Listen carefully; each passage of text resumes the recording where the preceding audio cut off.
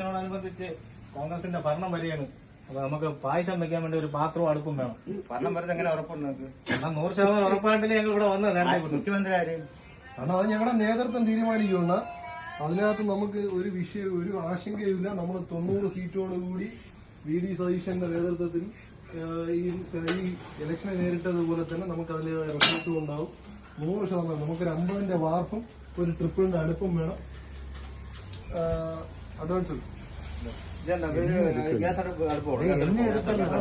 അരക്കുറ്റി gas കൂടി ഉണ്ടെങ്കിൽ ട്രിപ്പിളിന്റെ ഒരു അടുപ്പ്, ഒരു 50ന്റെ വാർപ്പ്, പിന്നെ ഒരു അരക്കുറ്റി ഗ്യാസ് കൂടി കിട്ടി. അപ്പോഴ് അങ്ങനെയാണെങ്കിൽ ഞാനൊരു 10 കവർ പാല് ഇതിന് സ്പോൺസർ ചെയ്യാം.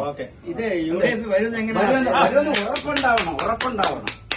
പറഞ്ഞു കഴിഞ്ഞു 100-ലധികം സീറ്റോട് കൂടി ഭരണം പിടിക്കുമെന്ന്. അത് നിങ്ങൾക്ക് ഉറപ്പ് വേണമെന്നില്ലല്ലോ. അദ്ദേഹം പറഞ്ഞത്